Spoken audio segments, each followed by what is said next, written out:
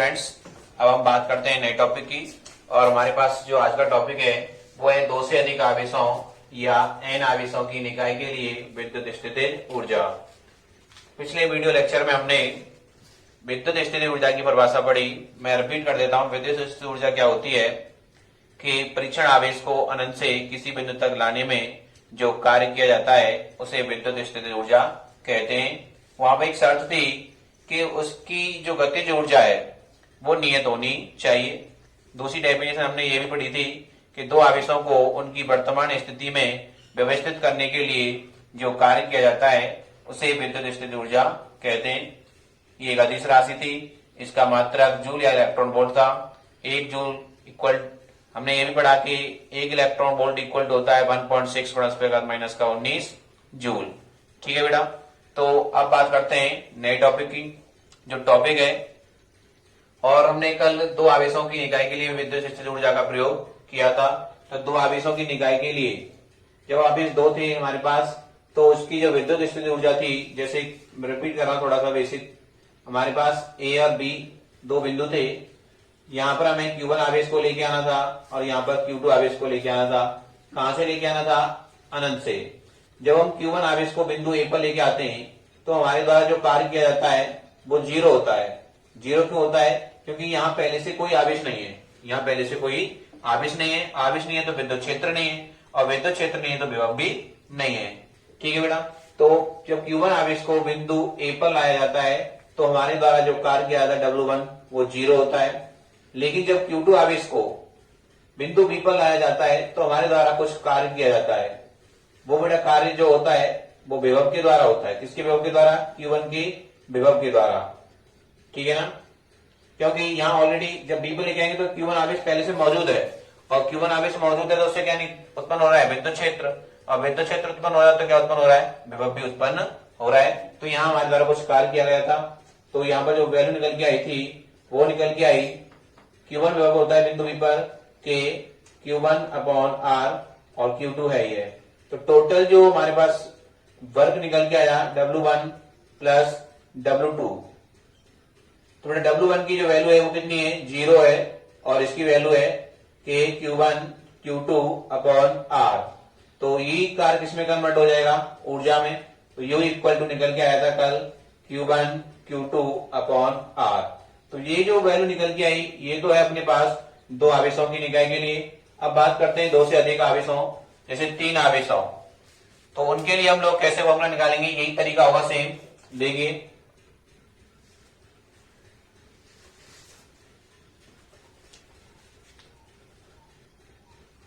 देखिए बेटा, इधर हमारे पास तीन आवेश हैं।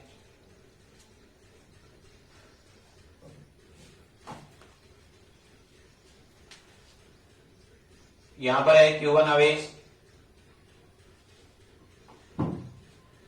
यहां पर है Q2 आवेश, और यहां पर है Q3 आवेश।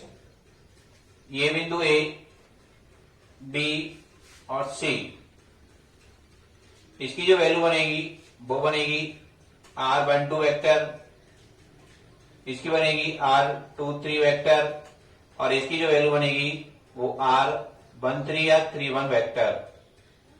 ठीक है बेटा, मान लीजिएगा अनंत पर तीन आवेश हैं। अनंत पर कितने आवेश हैं? तीन। सिंपल है बिल्कुल। अब तीन आवेशों को अनंत से हमें कहां लेके आना है? विद्युत क्षेत्र के अंदर लेके आना है। तो पहले हम किसको लेके आएंगे? Q1 आवेश को। किसको लेके आएंगे बेटा? Q1 आवेश को। यहाँ इंफिनिटी से हमें Q1 आवेश यहाँ लेके आना है बिंदु ए पर। तो बेटा यहाँ जो वर्क किया जाएगा वो कितना होगा? 0। क्या होगा? 0 होगा, क्योंकि यहाँ कोई आवेश नहीं है पहले से। यहाँ पे कोई आवेश उपस्थित नहीं है। तो यहाँ W1 की जो वैल्यू आएगी वो कितनी आएगी? 0 आएगी। इसी प्रकार जब हम Q2 आवेश को लेके आते हैं, किसको लेके आते हैं? Q2 आवेश को। तो बेटा हमारे द्वारा क्या किया जाएगा? वर्क किया जाएगा। क्या किया जाएगा? वर्क। क्यों? क्योंकि पहले से Q1 आवेश मौजूद है। क्या है? पहले से Q1 आवेश मौजूद है। तो यहाँ पे जो W2 की जो वैल्यू आएगी वो Q1 का विभव, Q1 का विभव होगा बेटा यहाँ पर।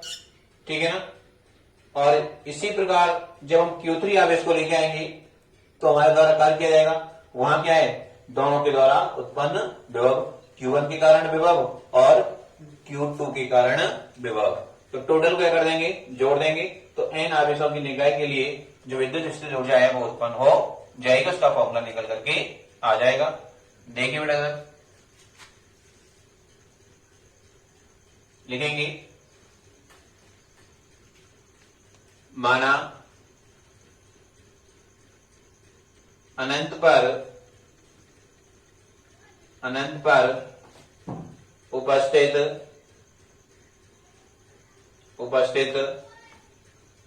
Q1 व Q2, Q3 आवेशों को विद्युत क्षेत्र के अंदर व्यवस्थित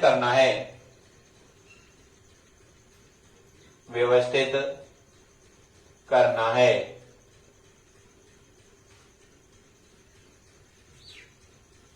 लिखेंगे Q1 आवेश को बिंदु A तक लाने में किया गया कार्य।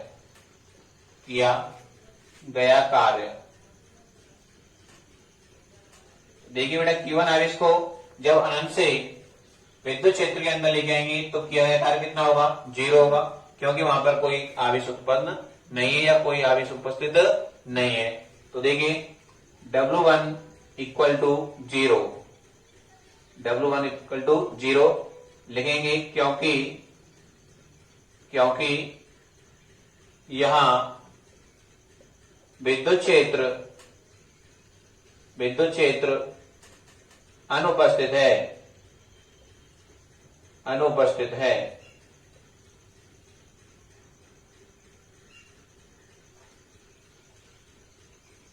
इसी प्रकार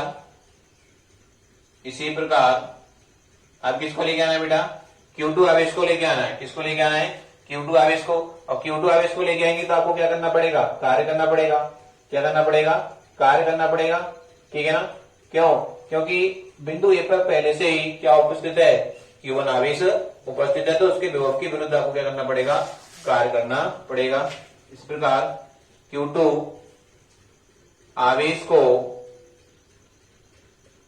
को B तक लाने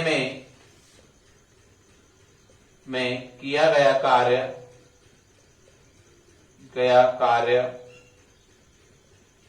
तो देखेंगे बेटा W2 बराबर Q2, फॉर्मूला किस तरह से प्रयोग किया गया है, देख लीजिए कार्य का फॉर्मूला किस तरह से निकाला गया है।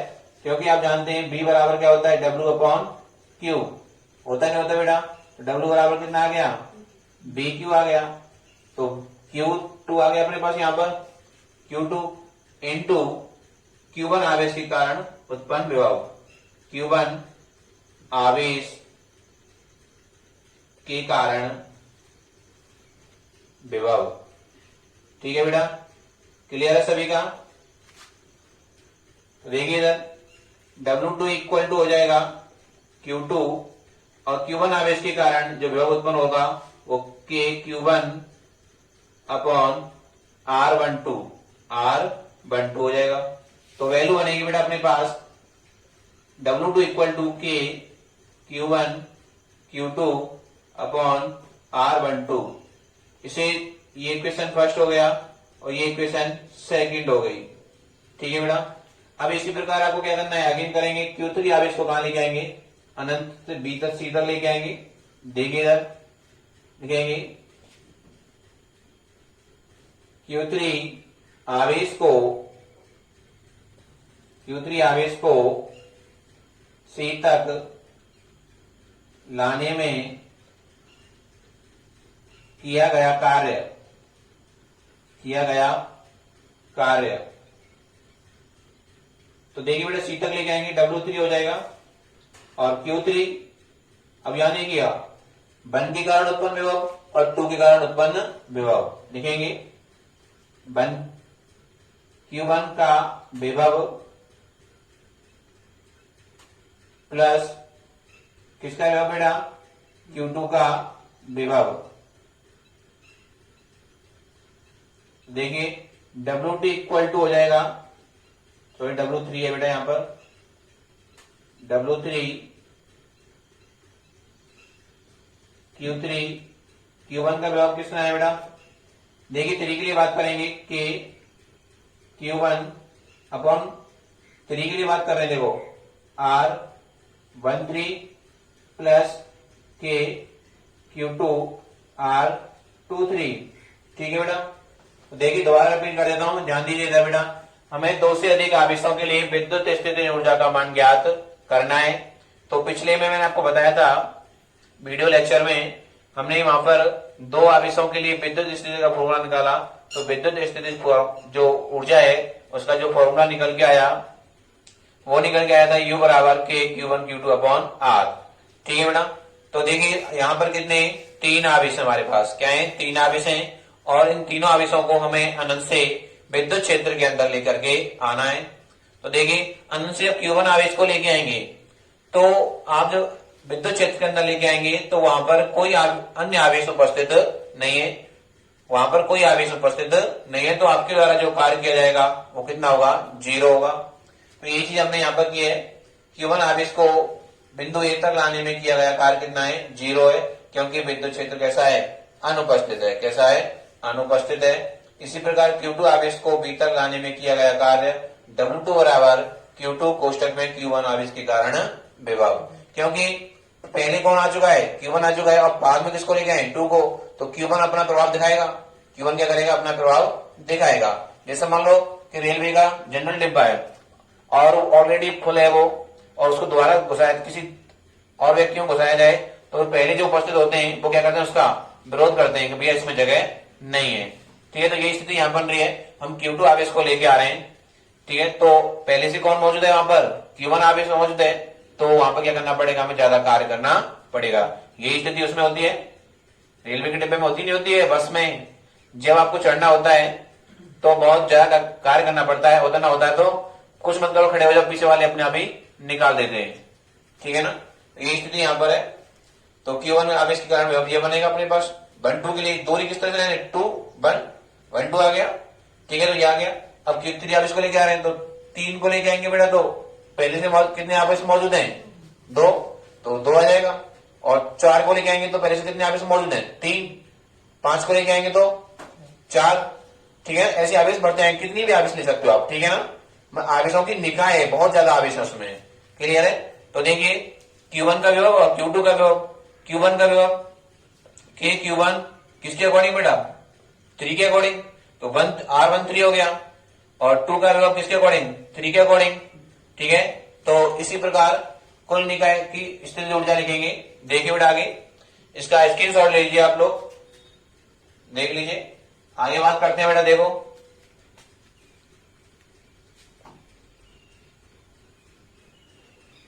लिखेंगे निकाय